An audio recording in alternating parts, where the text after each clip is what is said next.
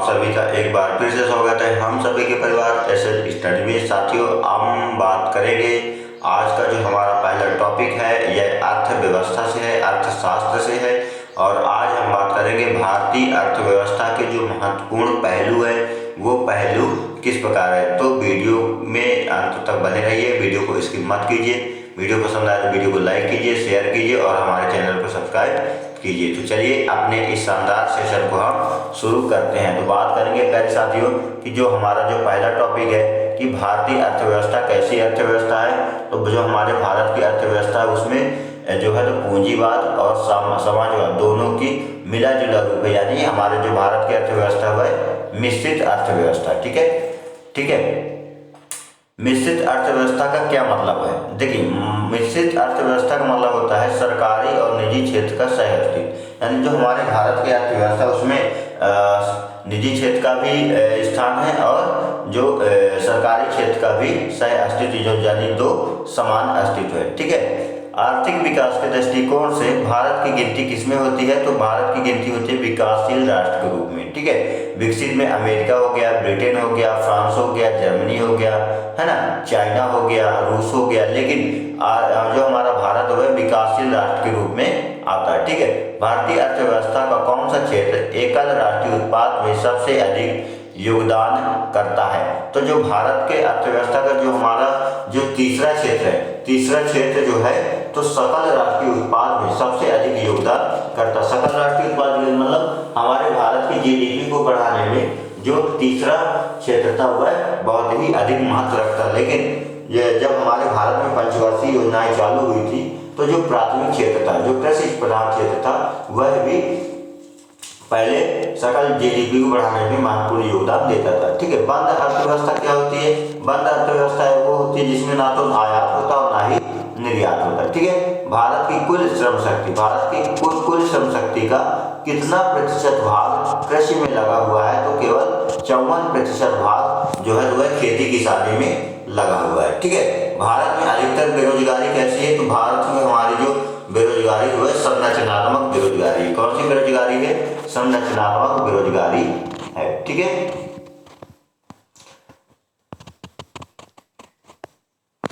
बात करें आगे,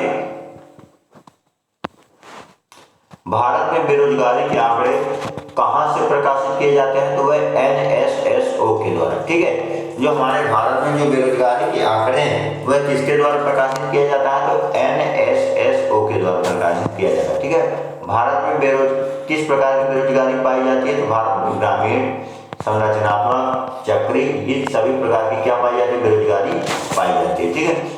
खेती में मूल रूप से किस प्रकार की बेरोजगारी की प्रधानता देखने को मिलती है? जिसमें आदर्श बेरोजगारी मिलती है। आदर्श बेरोजगारी मतलब इसमें जो जब खेती की जुताई बुड़ाई होगी तभी काम मिलेगा, जब कटाई में जाई होगी तभी काम मिलेगा। जैसे ही फसल कटी, खेती हुई, उसके बाद वह बेरोजगारी आ जाती है। ठीक है। इसको जो है आदर्श बेरोजगारी भी कहते हैं। ठीक है। खेती में बेरोजगारी का स्वरूप देखने को मिलता है, तो उसमें संरचनात्मक बेरोजगारी भी होती है, सड़ात्मक बेरोजगारी और मौसमी बेरोजगारी भी होती है। एक प्रकार से कहती है सभी बेरोजगारियां होती है। ठीक है। प्रच्छन्न बेरोजगारी, प्रच्छन्न बेरोजगारी का मतलब क्या होता है? प्रच्छन्न बेरोजगारी का मतलब होता है आवश्यकता से अधिक लोगों का कार्य करना। देखिए, प्रच्छन्न बेरोजगारी मतलब जैसे मान लीजिए कहीं पे अगर काम 100 लोगों का है, वहां पे 400 लोग आ गए काम करने के लिए, तो प्रच्छन्न मतलब जब छन्ना लग जाता है, ठीक है, उसमें से उन्हीं लोगों को तो काम में लिया जाएगा जो उस काम के योग्य होंगे। ठीक है। जैसे मान लीजिए अगर धान की कटाई या रोपा लगाया जाता है धान का, तो वहां पे क्या अगर 10 लोगों की जरूरत है तो वहां पे 20 लोग चले जाएंगे। तो उसमें से क्या किया जाएगा? जो मुख्य रूप से काम करने वाले लोग उनको छांट लिया जाएगा, बाकी वो साइड कर लिया जाएगा। वह कौन सी बेरोजगारी? प्रच्छन्न बेरोजगारी। ठीक है। भारत में ग्रामीण क्षेत्रों में कौन सी बेरोजगारी सबसे अधिक पाई जाती है? तो इसमें मौसमी बेरोजगारी और आदर्श बेरोजगारी दोनों पाई जाती है। ठीक है। वर्तमान समय में देश में किस प्रकार की बेरोजगारी की समस्या बहुत गंभीर समस्या बनी हुई? तो वह एक शिक्षित बेरोजगारी की ऐसी है जो भारत सरकार की या भारत की हमारी सबसे महत्वपूर्ण समस्या बनी हुई है। ठीक है। इसके बाद देखें कि राष्ट्रीय ग्रामीण विकास संस्थान कहाँ है? जो राष्ट्रीय ग्रामीण, जो भारत में ग्रामीण क्षेत्रों के विकास के लिए एक महत्वपूर्ण संस्थान है, वह कहाँ है? तो वह हैदराबाद में। ठीक है। चलिए आगे देखते हैं।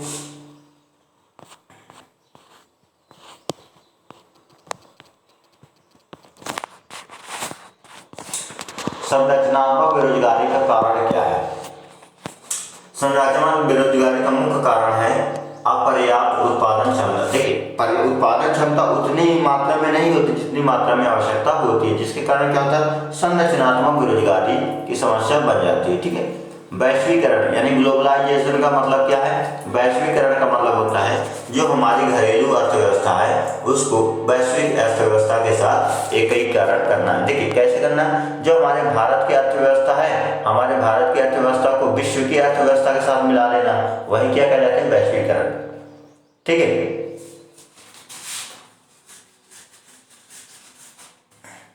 इसके बाद अगर हम बात करें कि योजना आयोग गरीबी रेखा का निर्धारण पोषण आवश्यकताओं के आधार पर निर्धारित करता है। इसके अनुसार ग्रामीण क्षेत्रों में 2400 कैलोरी प्रतिदिन से कम प्राप्त करने वाले लोग गरीबी रेखा के नीचे माने जाते हैं। नगरीय क्षेत्रों में यह कितना कैलोरी अंतर्ग्रहण है? देखिए क्या है कि जो योजना आयोग है, योजना आयोग गरीबी रेखा का निर्धारण किसके आधार पर करता है? वह पोषण की आवश्यकताओं के आधार पर करता है। अगर बात करें कि ग्रामीण क्षेत्रों में 2400 कैलोरी प्रतिदिन जो से लोग अगर कम प्राप्त कर रहे हैं, यानी जो ग्रामीण के क्षेत्र है अगर उन्हें 2400 कैलोरी से कम का पोषण प्राप्त होता है तो वह किस में आएंगे? गरीबी रेखा में आएंगे। तो ठीक उसी प्रकार जो शहरी क्षेत्र के लोग हैं वह कितने कैलोरी से कम प्राप्त कर रहे हैं, तो जिसके कारण वो गरीबी रेखा में आएंगे तो वह 2100 कैलोरी से कम प्राप्त अगर वह कर रहे हैं शहरी क्षेत्र के लोग तो वह किस में आएंगे? गरीबी रेखा में आएंगे। ठीक है, योजना आयोग किसके सर्वेक्षणों के आधार पर निर्धनता रेखा के नीचे लोगों का आकलन करता है? तो राष्ट्रीय नमूना सर्वेक्षण संगठन, जो राष्ट्रीय नमूना सर्वेक्षण संगठन है उसके आधार पर जो योजना आयोग है वह भारत के निर्धनता के आधार पर लोगों का आकलन करता है। ठीक है, राज्य एवं राष्ट्रीय स्तर पर गरीबी का अनुमान लगाने के लिए योजना आयोग किसके सूत्र का प्रयोग करता है? तो डीटी लाकड़ावाला है उनके सूत्र का प्रयोग जो राज्य एवं राष्ट्रीय स्तर पर अनुमान लगाने के लिए योजना आयोग प्रयोग करता है वह डीटी लाकड़ावाला। ठीक है, आई होप आपको क्लियर हो गया होगा। आगे देखते हैं, अंत्योदय कार्यक्रम का मुख्य उद्देश्य क्या था? जो अंत्योदय कार्यक्रम है उसका मुख्य उद्देश्य है कि गरीबी में सबसे अधिक गरीबों की मदद करना। ठीक है, जो अंत्योदय कार्यक्रम का मुख्य उद्देश्य है कि गरीबों में सबसे अधिक गरीब की मदद करना, यानी गरीब तो हैं लेकिन जो सबसे ज्यादा गरीब है उसकी मदद करना किसका उद्देश्य है? अंत्योदय योजना का। ठीक है, कुटीर ज्योति योजना से संबंधित, यानी कौन सा क्षेत्र कुटीर ज्योति योजना से संबंधित है? तो ग्रामीण क्षेत्रों में गरीबी रेखा से नीचे जीवन यापन करने वाले परिवारों को विद्युत सुविधा उपलब्ध कराना। ये जो कुटीर ज्योति योजना, ज्योति मतलब लाइट हो गया, तो कुटीर ज्योति योजना किसमें? जो ग्रामीण क्षेत्र में गरीबी रेखा के नीचे जो जीवन यापन करने वाले परिवार हैं तो उनको विद्युत की सुविधा यानी लाइट की सुविधा बिना बिजली बिल के, बिना बिल दिए ही उन्हें मुफ्त में बिजली की व्यवस्था करना, यह किसका उद्देश्य है? कुटीर ज्योति योजना का उद्देश्य। ठीक है, आई होप आपको क्लियर हो गया होगा। आगे देखते हैं, गरीबी रेखा के नीचे जनसंख्या का न्यूनतम जो प्रतिशत अंकित वह कहाँ है? वह गोवा। गोवा राज्य एक ऐसा राज्य है जहाँ के लोग जो है तो गरीबी रेखा के नीचे कम से कम है अंकित है। ठीक है, निम्नलिखित में से किस राज्य को अत्यधिक कुपोषण के कारण भारत का इथोपिया कहा जाता है? तो वह है हमारा प्यारा सा राज्य, सबका साथी, सबका दासुई, सबका ये संदेश है, माँ की गोद पिता का आंचल, मेरा मध्य प्रदेश है। जो हमारा मध्य प्रदेश है उसे भारत का इथोपिया कहा जाता है। किस लिए कहा जाता है? कि यहाँ पे जो कुपोषण है वह आज भी बहुत अधिक मात्रा में है, जिसके कारण मध्य प्रदेश को भारत का इथोपिया कहा जाता है। ठीक है, आई होप आपको क्लियर हो गया होगा। निम्नलिखित में से कौन सा सूचकांक भारत में गरीबी की तीव्रता के लिए उपयुक्त है? यानी अगर ऐसा कौन सा सूचकांक है जो, अगर हम बात करें भारत में गरीबी को मापने का जो सबसे ज़्यादा प्रयोग किया जाता है, तो वह है बहुआयामी गरीबी सूचकांक। जो बहुआयामी गरीबी सूचकांक है वह भारत में गरीबी को मापने का सबसे तेज उपयुक्त साधन है। ठीक है, आई होप आपको क्लियर हो गया होगा। आगे बात करते हैं, निम्नलिखित में से कौन सा कार्यक्रम ग्रामीण अर्थव्यवस्था में को दूर निम्नलिखित में से कौन सा कार्यक्रम ग्रामीण भारत में गरीबी दूर करने हेतु बनाया गया था। यानी एक ऐसा कार्यक्रम को बनाया गया था जो भारत में किसको दूर करेगा, गरीबी को दूर करेगा। तो वह था IRDP, TRYSEM, NREP उपयुक्त। ये सभी कार्यक्रम जो है तो भारत में गरीबी को भगाने के लिए बनाए गए थे। ठीक है, आई होप आपको क्लियर हो गया होगा। आगे देखते हैं,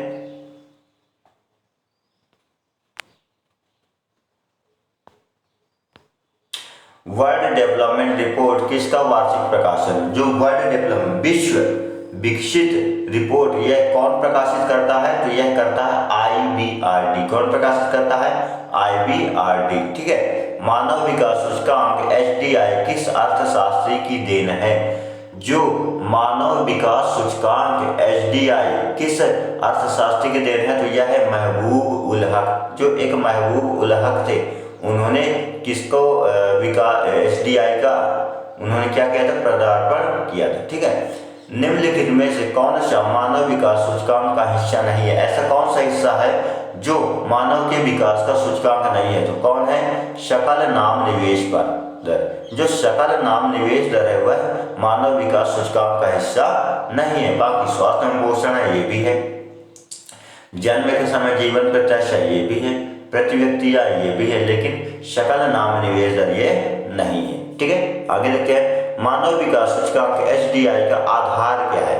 तो इसका आधार है स्वास्थ्य, अच्छा स्वास्थ्य हो, शिक्षा हो, अच्छा जीवन स्तर हो। यह किसका, ह्यूमन डेवलपमेंट इंडेक्स। ठीक है, SDI का क्या है, आधार। ठीक है, राज्य स्तरीय मानव विकास रिपोर्ट जारी करने वाला कौन सा राज्य है, वह है हमारा मध्य प्रदेश। ठीक है, मध्य प्रदेश जो है तो राज्य स्तरीय मानव विकास रिपोर्ट जारी करने वाला पहला राज्य है। बात करें संयुक्त राष्ट्र विकास कार्यक्रम यानी UNDP, ठीक है, यूनाइटेड नेशन डेवलपमेंट प्रोग्राम की मानव विकास रिपोर्ट की तर्ज पर भारत की पहली मानव विकास रिपोर्ट कब जारी की गई थी, तो यह की गई थी अप्रैल 2002 में की गई थी। ठीक है, यूनाइटेड नेशन डेवलपमेंट प्रोग्राम। ठीक है, यूनाइटेड नेशन डेवलपमेंट प्रोग्राम यानी UNDP की मानव विकास रिपोर्ट में भारत को किस श्रेणी में रखा गया है, तो मध्यम मानव श्रेणी विकास श्रेणी में रखा गया है। ठीक है, आई होप आपको क्लियर हो गया होगा। आगे देखते हैं,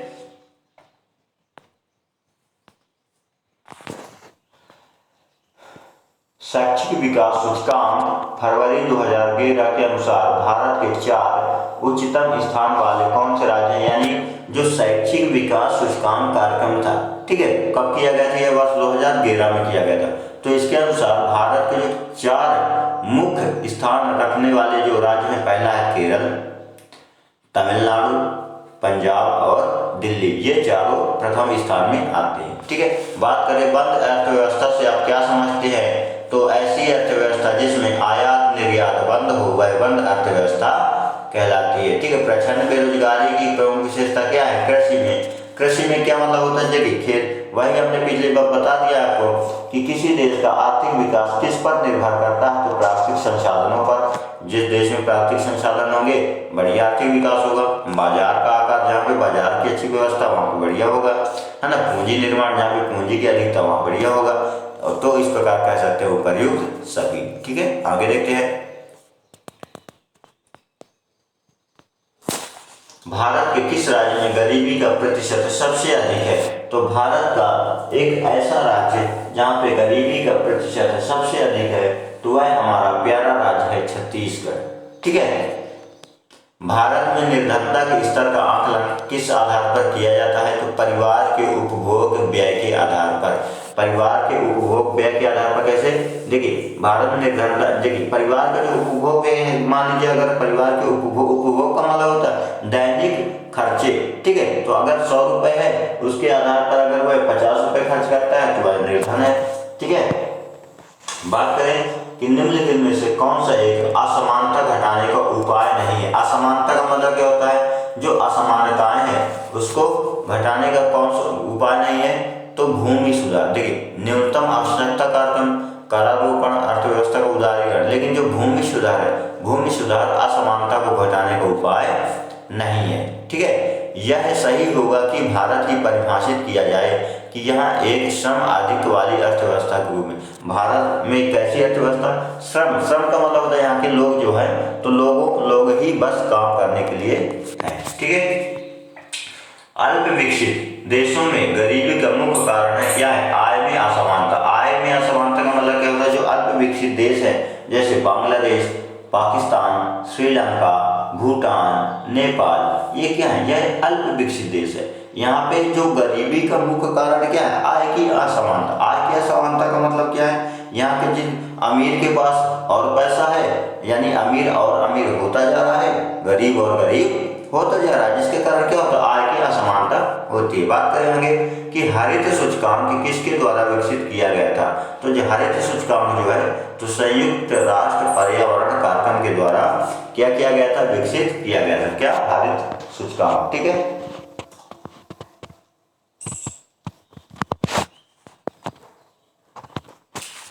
बात करें हम कि निम्नलिखित में से किसके द्वारा भ्रष्टाचार से लड़ाई के लिए नागरिकों की मार्गदर्शिका निकाली गई थी, तो किसके द्वारा निकाली गई, केंद्रीय सतर्कता आयोग। किसके द्वारा, केंद्रीय सतर्कता आयोग के द्वारा भ्रष्टाचार से लड़ाई के लिए नागरिकों की मार्गदर्शिका निकाली गई थी, ठीक है। निम्न में से कौन सा मानव विकास सूचकांक में शामिल नहीं है, यानी ऐसा कौन सा जो मानव विकास में सूचकांक में शामिल नहीं है, तो जीवन प्रत्याशा है, वास्तविक प्रति व्यक्ति आय, प्रोत्साहन, लेकिन जो सामाजिक असमानता है, सामाजिक असमानता वह मानव विकास सूचकांक में नहीं शामिल है, ठीक है। बात करें कि भारतीय अर्थव्यवस्था के उदारीकरण का अग्रदूत किसे माना जाता है, तो डॉक्टर मनमोहन सिंह को माना जाता है, ठीक है। मानव विकास सूचकांक किसने बनाया था, तो इसको बनाया था यूनाइटेड नेशन डेवलपमेंट प्रोग्राम, यानी भारतीय विकास सूचकांक, ठीक है। ऐसी अर्थव्यवस्था को क्या कहते हैं जिसका शेष विश्व में कोई संबंध नहीं होता, वह होती समृद्ध बंद अर्थव्यवस्था।